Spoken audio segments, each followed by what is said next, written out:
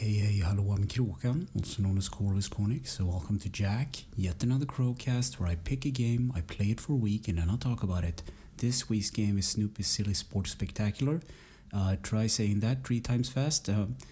Released for the NES in 1990. It's a sports game developed by Kemco and published by Kemco. And also there will be spoilers up ahead, just so you know, but first a little backstory.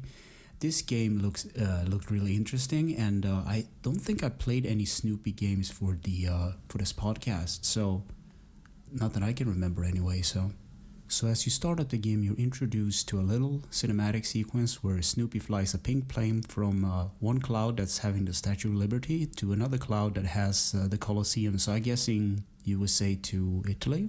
So if you wait a little bit longer, there's a little demonstration of the mini games yet to come.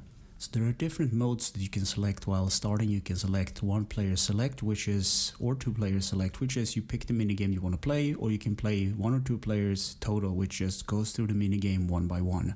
So the first minigame is a sack race, and you race against another dog named Spike. I think it's like Snoopy's uncle or brother or something like that.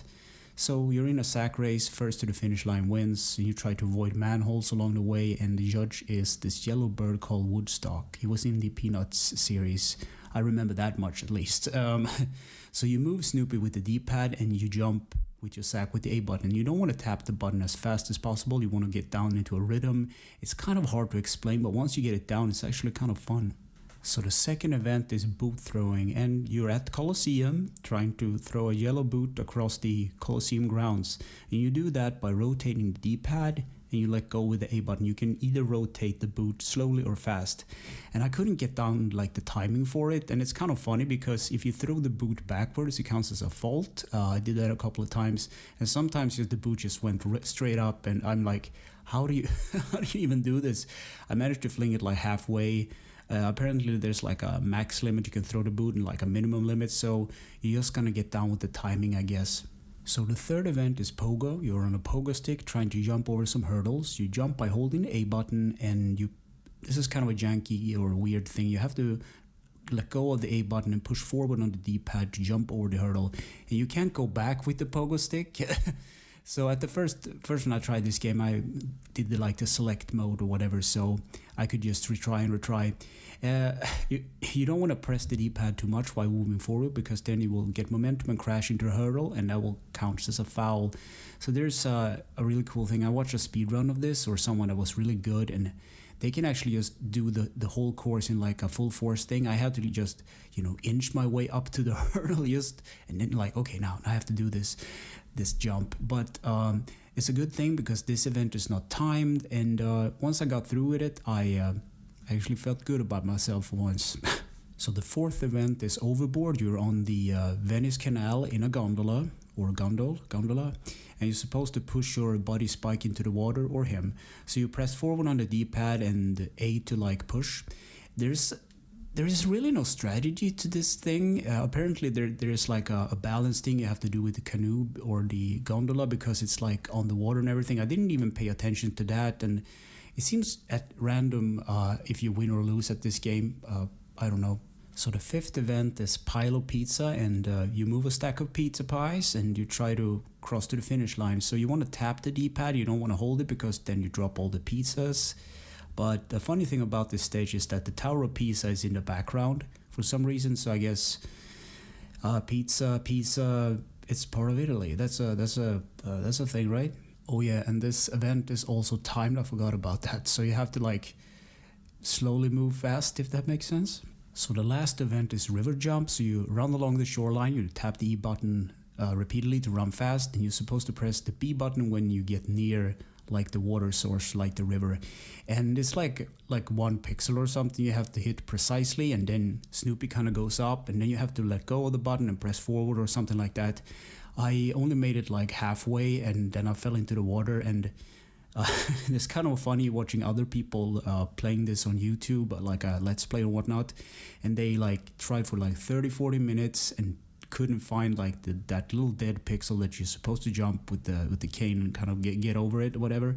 So I don't know how people beat this back in the day, let alone beat it now. So gameplay. Compete in the different events ranging from sack races, boot throwing, pogo stick jumping, pushing your buddy overboard, piling pizzas, and river jumping. Control, the D-pad moves, rotates the boot. The B button jumps, runs, release and push, and the B button kind of used to stick at the end of the river game. Graphics. There's one thing I like about the graphics. At the beginning of every minigame, there's like a little title card that shows Snoopy doing the event. Otherwise, the graphic is kind of bland. Sound and music.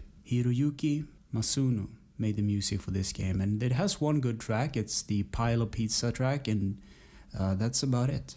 Easter egg, secrets, and glitches. So this is kind of funny. This game was released in Japan as a Donald Duck sports game, and it has to do with rights because in the USA they couldn't publish it because at the time I believe Capcom had the rights for the Disney games.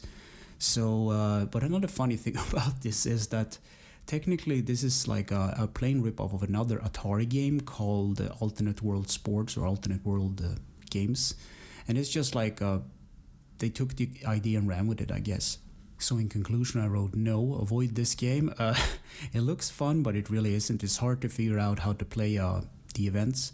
It would have been nice to have like a manual or something, just to clarify. Some of the games are easy to figure out while others aren't. So the last game is the river jumping game. You're supposed to tap the A button to get a running start and press the B button at the right time to jump over this river, right? But the first thing I did in this stage was just trying out the D-pad. No, it doesn't move Snoopy. I pressed the B button and he just fell over. I was like, okay, it's gonna be one of those games. And if you played the mode select where you just go through all the games at once, you only get 1 or 2 tries at each game. So if you fail, you get a bad score and you move on to the next event. So this game might have been fun if I actually could play with someone, because it has a 2-player option where either person, I should say, play as Snoopy, or the other one plays as the uncle or brother Spike.